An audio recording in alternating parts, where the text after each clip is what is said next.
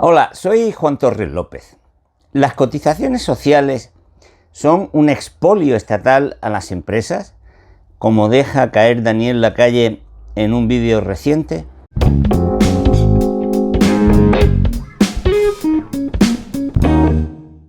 Daniel Lacalle es un economista muy conocido, de ideología que yo creo que se definiría como liberal, aunque a mí me parece que más bien es un anarquista, un anarcoliberal. Pero no voy a ponerle etiquetas porque sé que eso es demasiado simple. A mí no me gusta que me las pongan y no lo voy a hacer lógicamente con él. Solo quería hacer ver en un par de palabras, para quien quizá no lo conozca, pues cuál es más o menos su posición ideológica. Yo creo que Daniel sabe perfectamente que le tengo aprecio personal y que lo respeto, como me ocurre, por cierto, con muchas personas de cuyas ideas, como las suyas, estoy muy lejano.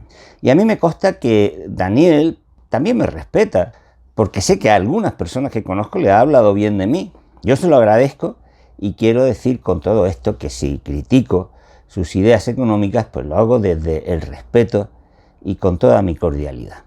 En este vídeo quisiera comentar lo que dice Daniel en otro vídeo suyo que acabo de ver titulado Salarios dignos y expolio estatal. En este vídeo dice Daniel que los impuestos al trabajo son un escollo a la contratación porque, según afirma, cuanto más elevados sean los costes laborales, más difícil es contratar. Como muestra de ello, dice Daniel que los impuestos al trabajo son superiores en España a la media de la eurozona y que España es el país que tiene la mayor tasa de paro de la Unión Europea y la OCDE y la mayor tasa de paro juvenil de la Unión Europea y de la OCDE. Todo ello se produce, según Daniel, porque los costes laborales son elevados.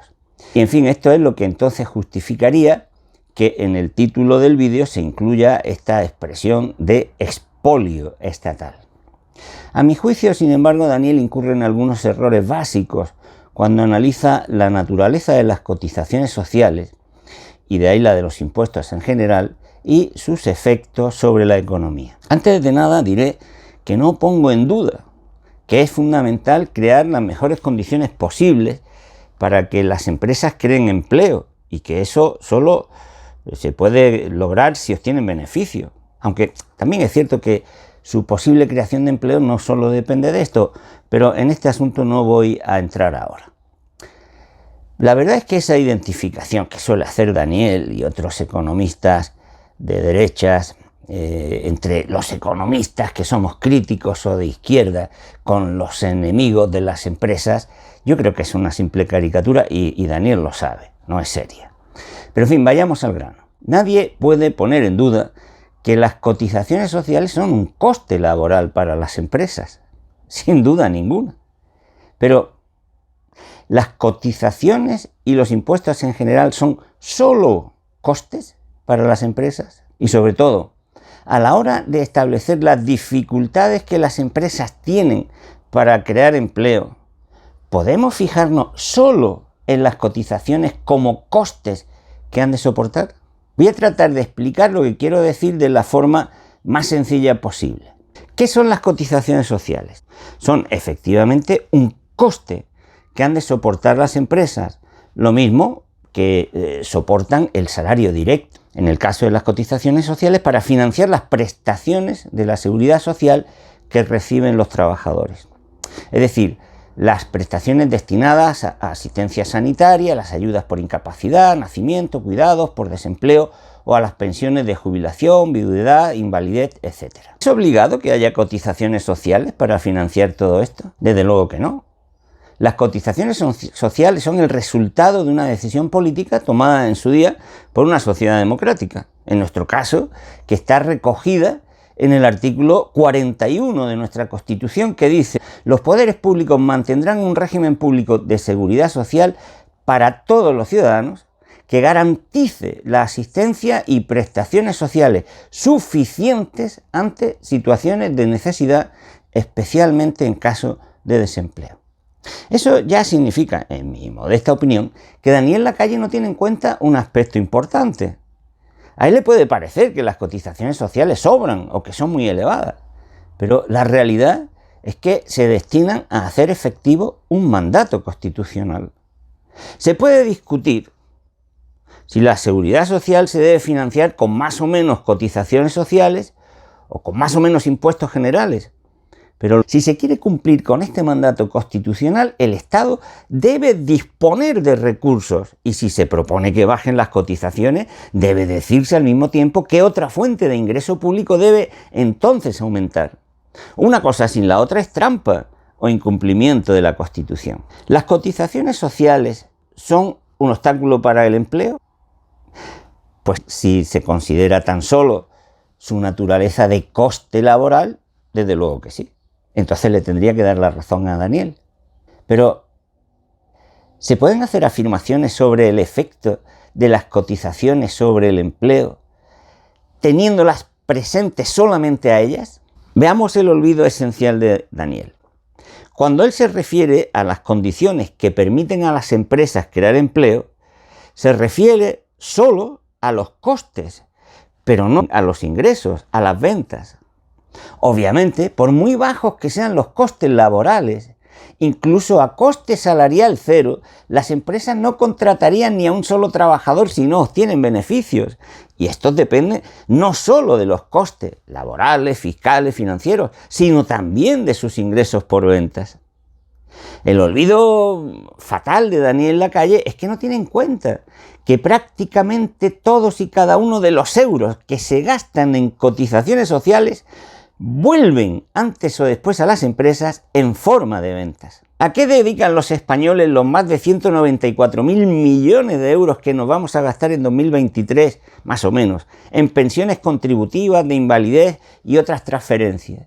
Pues van a ir prácticamente en su totalidad al consumo, es decir, a las empresas. Y eso mismo ocurre con todos y cada uno de los euros que gasta el Estado. Antes o después, directa o indirectamente, van a la caja de las empresas privadas. No se los traga el Estado como si este fuera una especie de hucha gigante que hace desaparecer en su barriga el dinero que gasta. No. Supongamos por un momento que desaparecieran las cotizaciones sociales y que, sin ser sustituidas por otro ingreso estatal, nadie cobrara las prestaciones de la seguridad social que financian. ¿Cuántos empleos se destruirían entonces si el consumo en España bajara casi 200.000 millones de euros en un año? Ojo, que yo no estoy diciendo que la mejor forma de generar empleo sea aumentando el consumo a través de ese procedimiento indirecto de aumentar el gasto en cotizaciones que luego se traducen en beneficio de las empresas porque aumentan sus ventas. No. Solo estoy afirmando que Daniel Lacalle y otros economistas con su enfoque omiten ese efecto del gasto público que va detrás de recaudar cotizaciones sociales, en este caso, o impuestos en general. Y otro olvido añadido, otro olvido más. Es cierto que las cotizaciones sociales suponen una carga para las empresas, como los impuestos, que también lo son para los hogares. Pero ojo, Daniel, estás olvidando que si el Estado no financiara bienes o servicios públicos sin los cuales no pueden obtener las empresas ningún tipo de ingreso, investigación básica, formación, infraestructura, seguridad, tendrían que ser las propias empresas quienes los financiaran.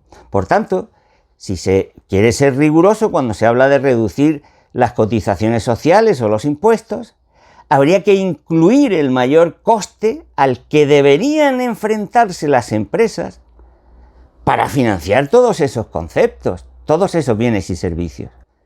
En realidad, sin el gasto y la inversión del Estado, los costes que tendrían que asumir las empresas serían tan elevadísimos que solo muy pocas, y quizás ni siquiera las más gigantescas, podrían obtener beneficio alguno, desaparecerían.